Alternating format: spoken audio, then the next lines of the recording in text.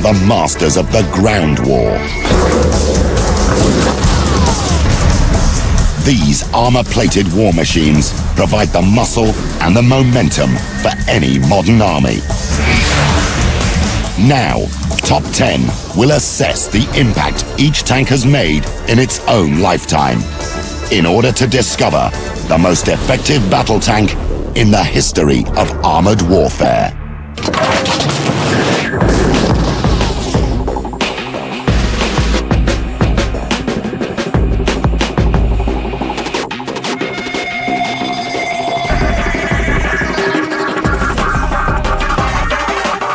Over the past century, dozens of tanks have been designed and built to blast their way across the battlefield. Based upon expert opinion, audience polls, and a technical comparison, we've constructed a 5-point matrix that will rank the top 10 tanks of all time.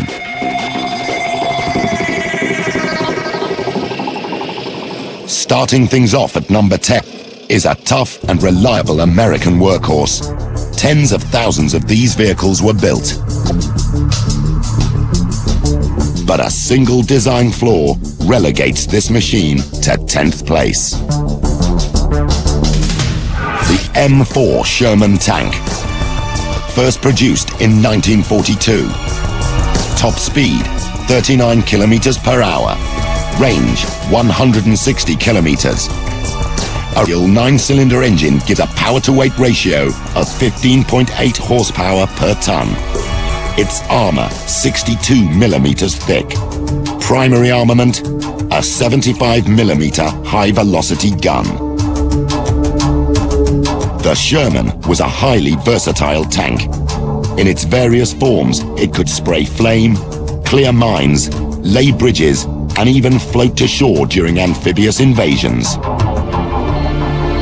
When the Sherman tank was first introduced into the American Army, everyone thought it was a great tank. It's not the biggest tank, it's not the best tank, it's not the fastest tank. It's certainly not got the most powerful gun, but it is a workhorse tank. The first Shermans rolled off American production lines in 1942 and were soon fighting in North Africa. On first impression, it seemed like the perfect tank. The interior was roomy and it was easy to drive, fast and maneuverable across various terrains. But once in combat, the Sherman's fatal flaw became all too apparent. The problems with the M4 Sherman tank were that it was a gasoline-powered vehicle. And because it was gasoline-powered, if it got hit, it burned. In fact, the Germans referred to it as an American cooker, a Tommy cooker. But the Sherman did have a big advantage. It was the perfect tank to mass produce. Allied designers had gambled on speed and weight of numbers over firepower and protection.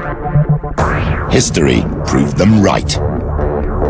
After the D-Day landings, this tank led the Allied advance across Europe, smashing through Hitler's armies. It's not a great tank, it's just significant in that there were 55,000 of them. World War II was a battle of production. We won the battle of production. We won that war at home through the production of the M4 Sherman. I think the most significant technological innovation was its simplicity of use and building. It was so easy to manufacture. The Sherman scores low on firepower and protection.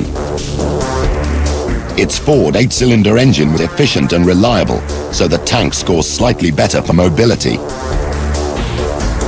But ease of manufacture is what wins the M4 its place amongst the top 10 tanks.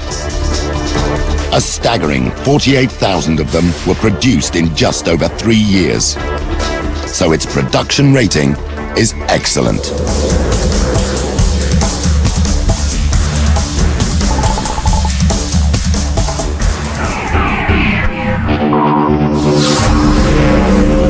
If the Sherman was short on armored protection, this Israeli successor was not.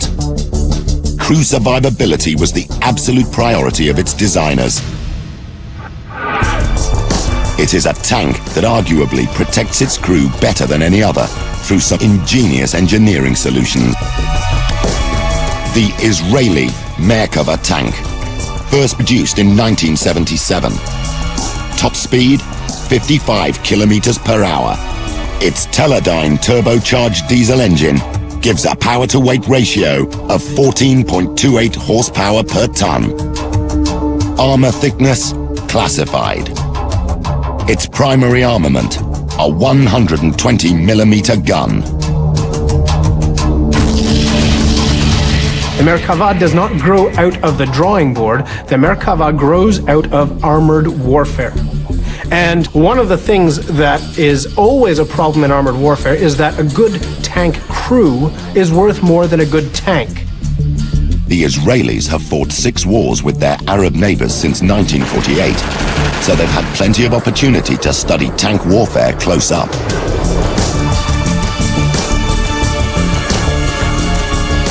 The Merkava is the only tank in the world to have been designed with input from active tank crews.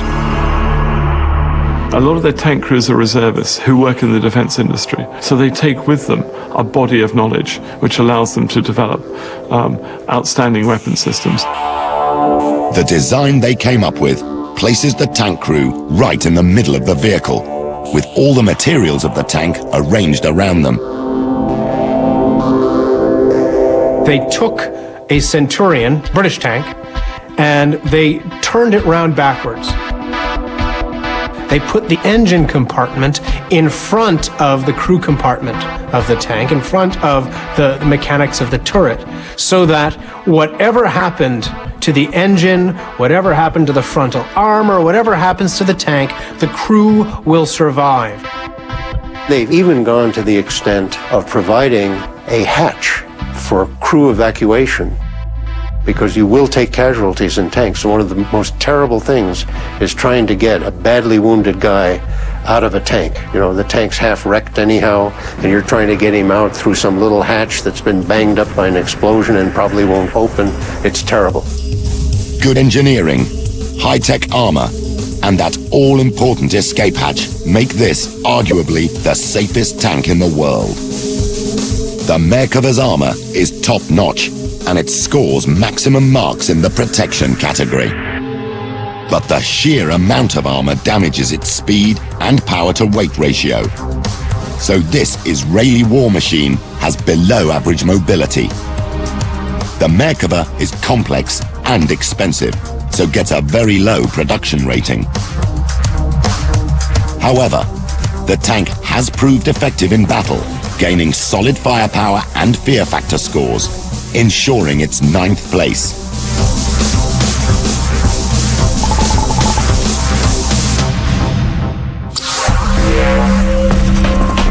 With 8 tanks still to go, Top 10 heats up with a fleet of Cold War crawlers and a true German war machine.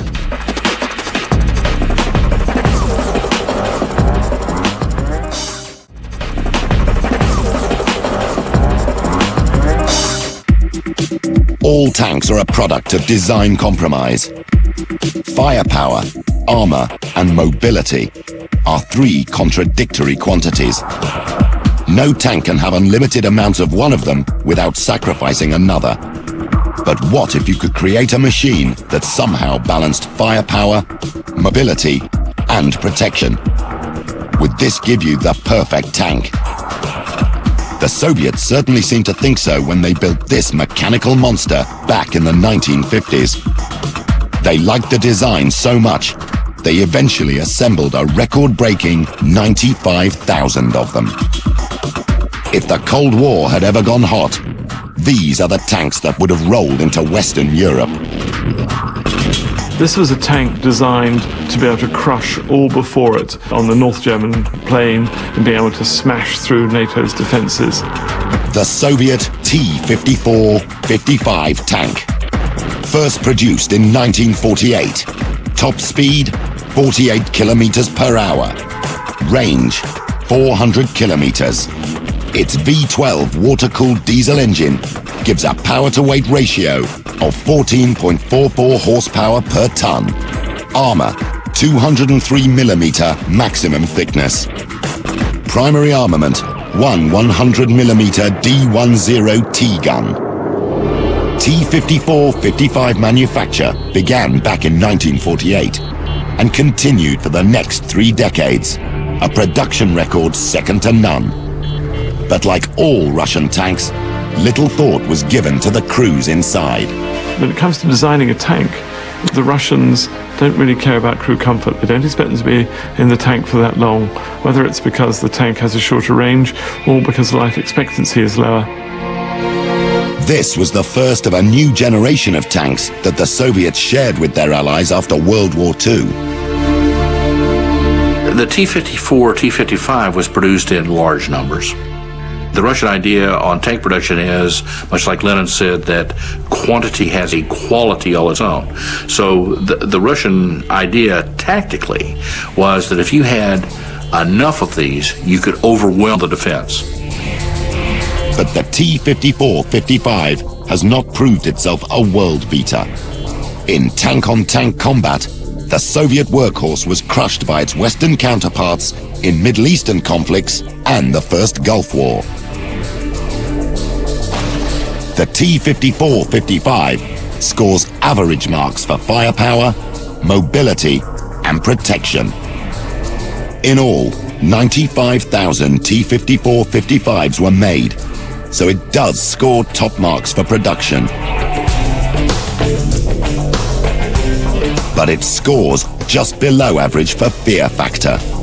The only reason this tank was feared was because of its huge numbers.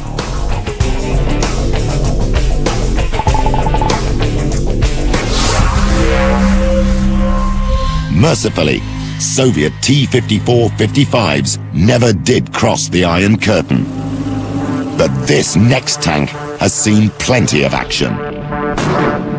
It took on Saddam Hussein's vast armored fleets in the First Gulf War and was back a decade later when once again this tank proved itself nearly indestructible.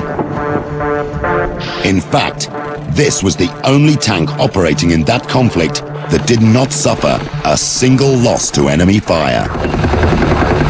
I spoke to a gunner from the Royal Scots Dragoons. He thought it was the best tank that he'd ever seen, been in, wanted to be in it, and I think if it was a girl, he would have married it. The British Challenger tank, first produced in 1982. Top speed, 60 kilometers per hour. Range, 550 kilometers. A Condor V12 engine gives the Challenger a power-to-weight ratio of 19.2 horsepower per ton. Armor thickness, classified. Primary weapon, a 120mm rifled gun. Challenger really is a first-rate tank, and Great Britain is fortunate to have that vehicle. During the first Desert Storm, Desert Shield, the early 90s, that vehicle claimed a hit at 5,200 meters. With its powerful gun and computerized firing system, the latest model Challenger can attack a moving target the size of a football nearly 5 kilometers away. The crew can fire at 3 different targets within just 15 seconds. If you ask a British soldier who uses Challenger what he thinks of Challenger, he will freely tell you it is the best tank he's ever seen or has ever used.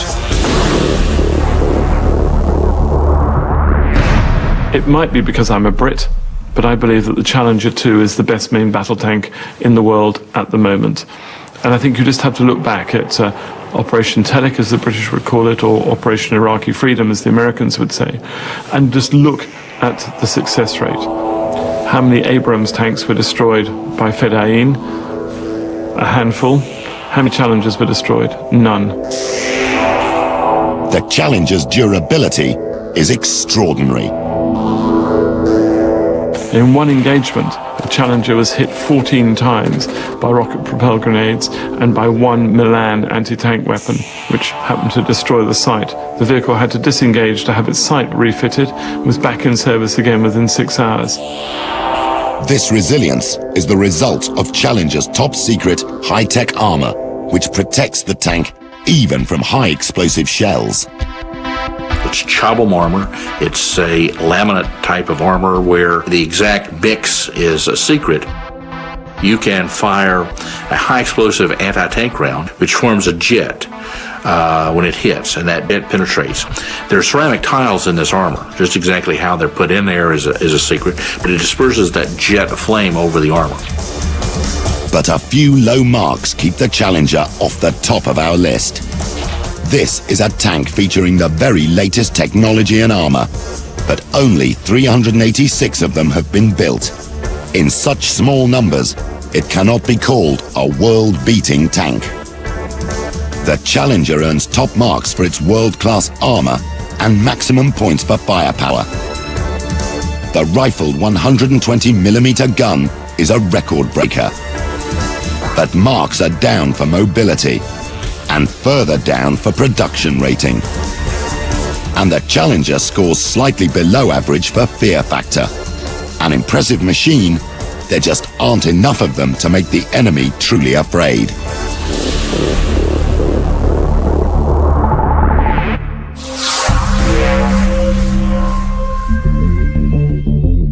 Our next tank, however, made the whole world tremble with fear. It was built by the most notorious tyrant of the 20th century. In the years before World War II, Adolf Hitler was drawing up plans for a new kind of warfare. And this tank was at the very heart of his strategy. Hitler was very involved in the design and the creation of the Panzer Armor Forces. He was the sort of person who believed that tanks were going to make a difference in the next war, and he was willing to pay millions of marks in order to create the very best armor force possible. Never before had any military commander placed tanks at the head of his armies. Hitler was staking the future of his fascist empire upon the strength of these newly forged war machines. This vehicle could outmaneuver anything, and if it couldn't outmaneuver anything, it could outfight anything. It's the equivalent almost of having the jet engine in a fighter airplane. We suddenly see a mobile, fast vehicle, no longer the plodding mobile fort of the First World War. The German Mark IV Panzer, first produced in 1937. Top speed, 40 kilometers per hour. Range, 209 kilometers. Its Maybach V12 petrol engine gives a power-to-weight ratio of 10.6 horsepower per ton.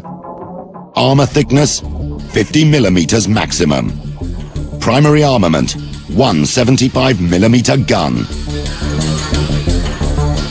Hitler's new tank strategy was put to the test on the 1st of September 1939, the first day of the Blitzkrieg.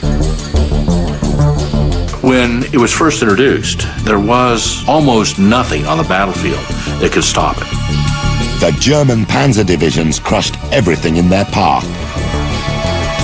Moving at unprecedented speed across the plains of Central Europe, the Mark IV Panzer changed land warfare forever.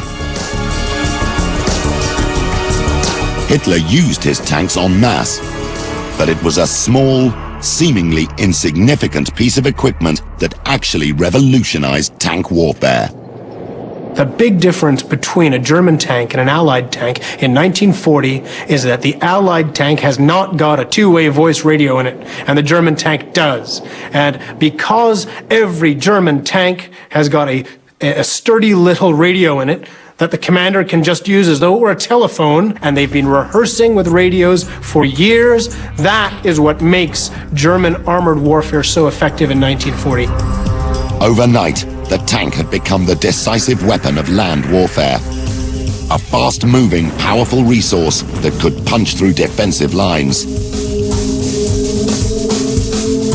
With their tanks taking the lead, the Germans advanced across Europe at more than 30 kilometers per day.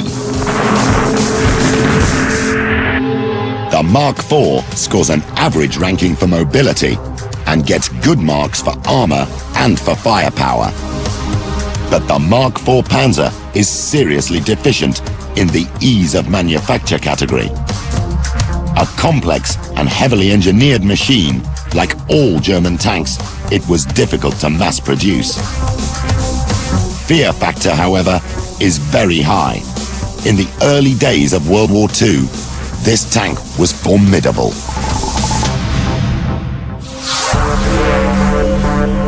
Our next machine made its debut in 1945, too late to be of use in World War II. While it was never used against Hitler's panzers, it was deployed all over the world for the next 50 years. The British Centurion tank. First produced in 1945. Top speed, 35 kilometers per hour. Range, 193 kilometers. Its Meteor V12 petrol engine gives a power-to-weight ratio of 12.54 horsepower per ton. Armor thickness, 17 to 152 millimeters. Primary armament, a 105 millimeter gun. It's just a good, solid tank. The gun is first rate. The fire control system is very simple. It's very easily maintainable, and a lot of little things just sort of come together and make it a very, very good tank. In the Middle East, the Centurion has gone head-to-head with Soviet tanks, and time again, its reliability has proved invaluable. One of the things about the Centurion tank which makes it so great is the fact that it was pretty standard. It didn't have gas turbine engines that guzzled fuel, for example, or something that needed a lot of maintenance. It was a good, rugged tank, and that in itself makes it outstanding. But one small innovation catapults the Centurion into the number 5 spot on our list. The gun sights on the Centurion were a real leap forward. And that meant that the Centurion had a tremendous likelihood of not only getting off the first shot in any encounter, but of having the first shot go home. Getting that first shot on target is a matter of life or death in tank warfare. And in Israel in 1973, this point was made abundantly clear. At the outbreak of the Yom Kippur War, a force of just 2 damaged Israeli Centurions faced 150 Syrian T-62s on the Golan Heights. Over the course of a 30-hour battle, the Israeli Centurions destroyed 60 Syrian tanks, an entire armored division. The Centurion earns average marks for mobility, but high ones for firepower, and its protection has proved its value. So the British Bulldog scores near the top in the armor category. It's a good, simple design and has been produced in large numbers, so it earns high marks for production.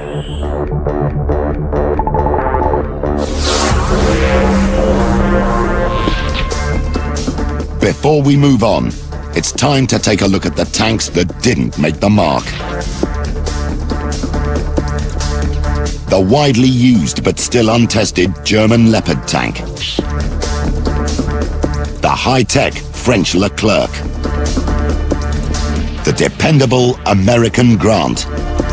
And the slow but sure British Churchill tank. All are important machines, but their overall matrix scores just didn't add up to a place in our top 10.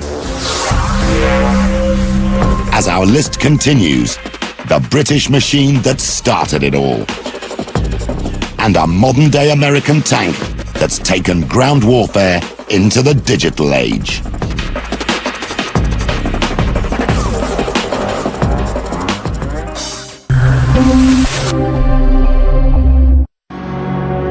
There's an ocean of treasure out there, but to find it, you need the right team Sailing out into adventure. with the right technology. Do you know what we're going to discover? Moment of truth, buddy. We're on our way. Alright, Data, that's our target. Hold on. Look at that. How cool is this? The hunt begins. The search for fortune has gone high-tech in the new series of Treasure Quest, Sunday at 7:10 on Discovery World.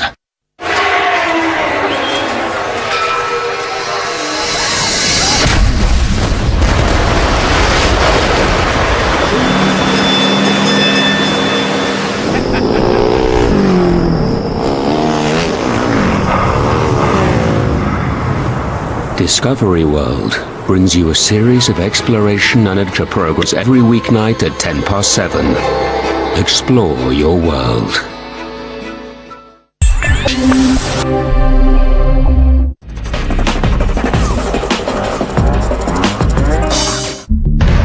Over the course of the last century, the tank has evolved from a novelty machine into the mainstay of any ground force.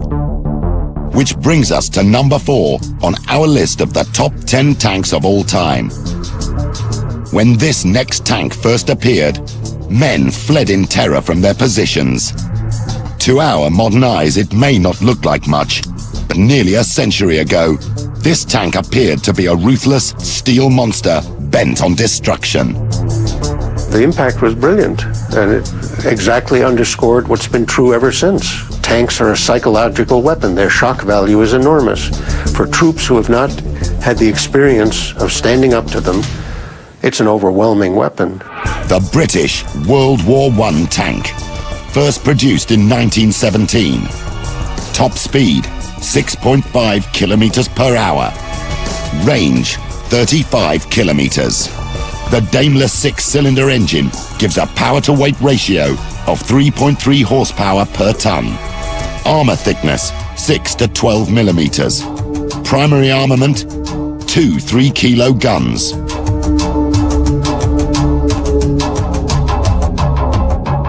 The thing you've got to remember about tanks of the First World War is that you've never seen one of these before. You don't know the word tank. They're not big compared to modern tanks, but they're bigger than any machine you've ever seen outside a factory before.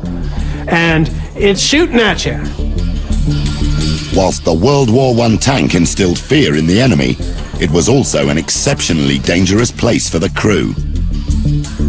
The exhaust from the engine vents into the crew compartment, so you're being asphyxiated by the exhaust from your engine. These were literally iron boxes, the most rudimentary seats, no suspension. Over rough ground, 3 or 4 miles an hour was enough to make you seasick and vomit, and even more so because there was very little vision to the outside. Slow and vulnerable to small arms fire, these first tanks performed poorly on the battlefield, often becoming bogged down in mud or otherwise cut off and surrounded. The early users of tanks didn't realize that tanks had to be used en masse, in a great big mailed fist, as opposed to using them in dribs and drabs to support the infantry.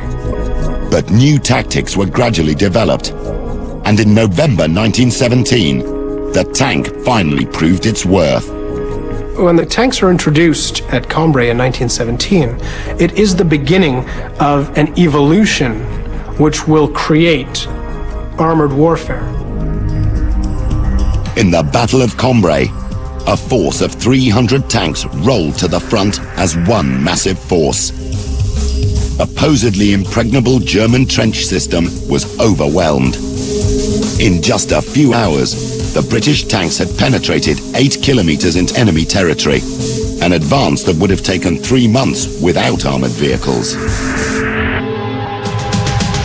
The World War I tank did have thin armor, but it was the only protected vehicle in existence, so it scores well in the armor category, as it does on mobility and firepower. But it was not an easy machine to manufacture, being very much a high-tech product in its day, so it earns a below-average production rating. But its fear factor was massive. Nothing like it had ever been seen before, earning it a respectable 4th place on our list. While the World War I tank may have caused tank fright, our next machine is quite simply the most feared tank of all time. The mere whisper of its name could inspire panic, and rightly so. When it first appeared in 1942, nothing on the battlefield could touch it. For the first months of its service, there were literally no anti-tank weapons capable of destroying this vehicle. Here was a tank that could crush all before it and yet remain impervious to attack. A tank commander's dream, it was a nightmare for the troops who faced it. At number 3 on our list of top 10, the mighty Tiger. The German Tiger tank was produced in 1942. Top speed, 37 kilometers per hour. Range, 195 kilometers.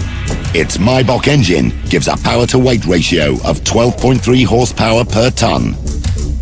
Maximum armor thickness, 100 millimeters. Its primary armament, one 88mm gun. The Tiger is a full 20 tons heavier than its nearest rival, and the majority of its extra weight is in its armor. In one 6-hour engagement, a Tiger was hit 227 times, and despite damage to its tracks, transmission, and wheels, it managed to drive another 65 kilometers to safety. The Tiger was a monster of a tank and personified Hitler's ideals for his army.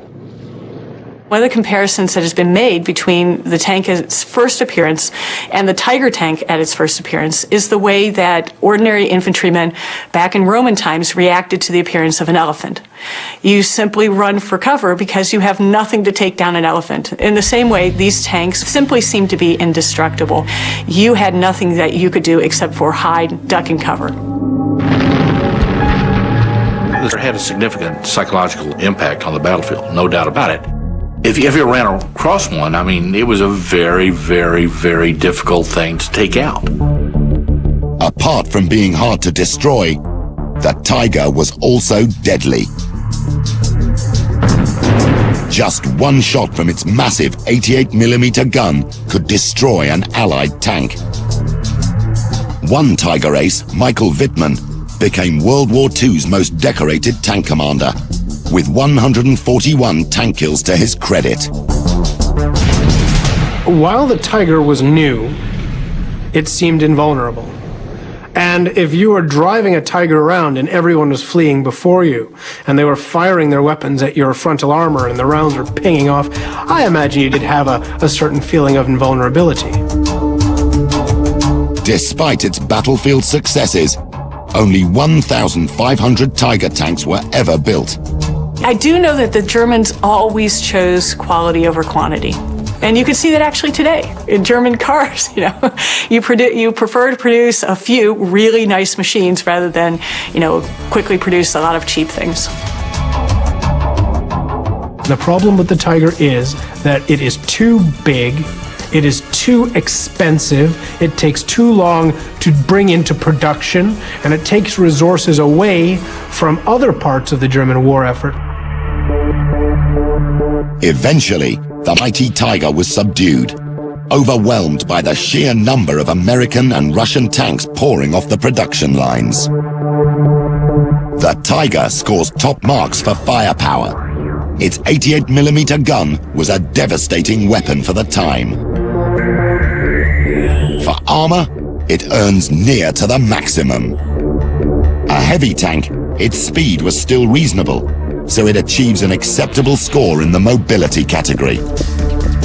But its production rating really lets the Tiger down, scoring close to no points. Its fear factor, however, is off the charts. Even its name was an act of psychological warfare.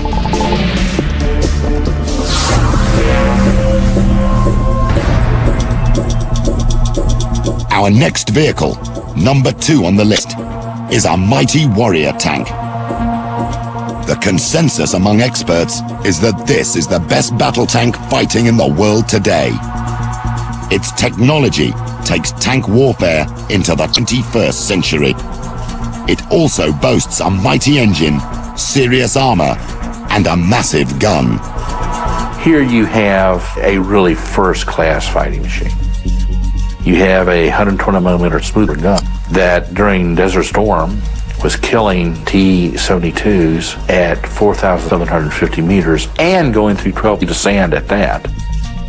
You have a vehicle that has a 1,500 horsepower engine. The M1 Abrams tank, first produced in 1983. Top speed, 68 kilometers per hour. Range, 465 kilometers. Its Textron AGT 1500 petrol turbine engine provides a power-to-weight ratio of 26.64 horsepower per ton. Armor thickness, classified. Primary armament, a 120mm M256 gun. The Abrams is one of the few examples I can think of where there were no compromises as such. That vehicle is first rate all the way around. In 1991, a first-rate vehicle was exactly what was needed. 4,500 Iraqi tanks were lined up against 3,500 coalition tanks. It would be the biggest tank battle of all time. In Saddam's words, the mother of all battles. But things did not go as planned for the Iraqi dictator. Allied forces eventually claimed to have destroyed 3,847 of Saddam's tanks, 2,000 of which were credited to the M1 Abrams. Only 4 Abrams tanks were lost to enemy fire. The Abrams armor is in places up to 30 centimeters thick, accounting for half the weight of the tank when fully laden. Each machine is held together by nearly 2.5 kilometers of welding, and the welds alone weigh half a ton. This solid armor has saved the lives of countless tank crews in both Gulf Wars. There's the story of the American soldier when they made the run into Baghdad where the vehicle got hit and it started burning while they couldn't get the driver out. And they had to come back a couple hours later to actually remove his body. But when they opened up his hatch, there he was. And he's sort of like, what took you so long getting to me? Each Abrams carries 40 120mm rounds and has a 435-kilometer cruising range. Abrams gives you a lot for your money. It gives you a lot of firepower. It gives you a lot of protection. And in the sense that it can move very rapidly across country, it gives you a lot of mobility. And the Abrams is a key player on the electronic battlefield. As the first fully digital tank, this vehicle is an armored supercomputer on tracks. Each Abrams tank has got a computer on it that's in a wireless link with all of the other tanks in the unit. All those computers talk to each other, and if one tank sees a target, another tank can shoot at it. I personally think that it gives us in our vehicles some advantage in any kind of warfare. We're primarily using them in deserts today. It's difficult, and I know this from training as a platoon leader and a company commander, to know where your tanks really are when you're looking for them. But despite its technological superiority, the Abrams is not a tank without weaknesses. When it comes to describing the M1 Abrams tank, it's not so much what I like about it as what I don't like about it. I don't like the gas turbine engine that guzzles fuel. You need a huge logistic chain to support the M1. I don't like its design. Abrams has got excellent optics, excellent target acquisition packages. It's got great data links. There are a lot of really good things about the Abrams. But if you have to support it in a theater of operations with a great parade of soft-skinned fuel trucks in order to feed that big, thirsty gas turbine engine that it's got underneath it, then no matter how good it is, you're fighting with one foot in a bucket when you bring Abrams to war. The M1 scores full marks for firepower and armor, matching that of any of today's top tanks. Its petrol-guzzling engine loses points for mobility, though it still scores well above average. Marks for production rating are low. A monstrously complex tank, the Abrams is expensive and difficult to engineer. But as arguably the deadliest tank ever, it scores full marks for fear factor. The M1 Abrams, the second greatest tank of all time. But why is it not number one on our list? The answer is simple. It has not been tested in tank-on-tank combat against a worthy adversary. And chances are, it never will be. The only tanks that could challenge the Abrams supremacy are the British Challenger, the German Leopard, and the French Leclerc. Despite its fearsome reputation, the Abrams may never make it to the top.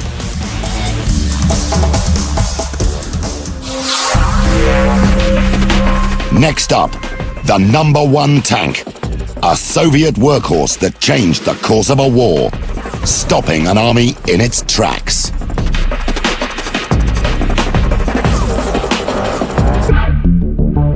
Coming in at number one on our list of the top 10 tanks in the history of armored warfare, this last tank played a decisive role in one of the toughest battles in military history. This vehicle stopped Hitler's Panzer Division in its tracks, literally. Just when the Nazis seemed unstoppable, this tank emerged and changed the course of history.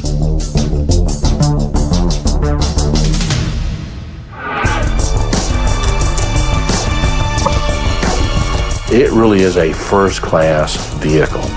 And if I was going to make a list of significant vehicles of all time, that would probably be number one on my list. We often think of the best World War II tanks as being built by the Germans. But this tank is Russian through and through. It must have been a real shock to the German panzer commanders when they suddenly saw these new tanks coming, an innovative design, going across the marshy ground at speed. The Germans thought of the Russians as being subhumans. And here these subhumans come up with a tank that is far superior to anything they have. This tank represented a major technological leap forward. Coming in as our number one of all-time top tank, the Russian T-34. The Russian T-34 tank was first produced in 1940. Top speed, 55 kilometers per hour. Range, 431 kilometers. Its four-stroke 12-cylinder diesel engine gives a power-to-weight ratio of 15.87 horsepower per ton. Maximum armor thickness, 65 millimeters. Its primary armament, one 76.2 millimeter gun.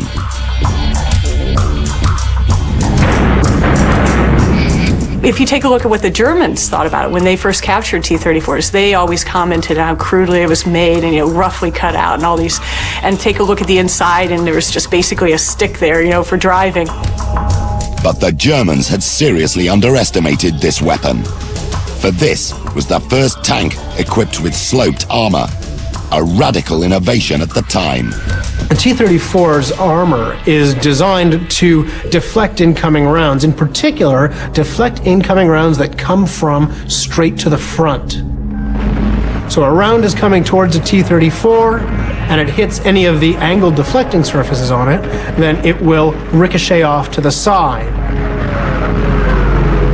Sloping armor was a simple concept, but one that changed the design and shape of all future tanks. But armor aside, the T-34's design was far from elegant. The turret looks like something made out of cheese by a small child with a blunt knife. T-34 is an ugly tank, but the T-34 is an easy tank to make. And when the Soviet Union is fighting Hitler, they start to make T-34s, and they just make a lot of them. At the height of World War II, some 1,300 T-34s were produced every month. Simple, rough, and ready, this tank would sometimes drive straight onto the battlefield from the factory gates. It is a brutally simple piece of equipment. That means that, if you drive it out the doors of the factory and drive it towards the Germans, then it's as ready as it'll ever be. It could move through Russian mud and through Russian ice and Russian snow where German tanks couldn't. Nothing is more important. And it was simple enough and primitive enough that it would do so reliably. At the Battle of Kursk in 1943, 1 million Russian soldiers faced 500,000 Germans. This critical encounter saw two vast tank armadas go head-to-head.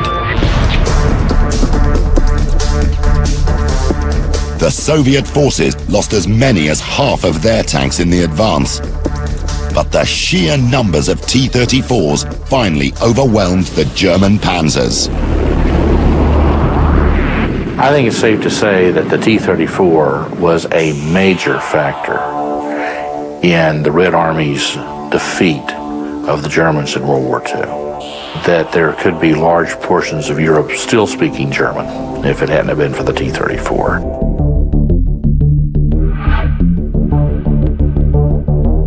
The T-34 earns top marks for firepower, for mobility, and for protection.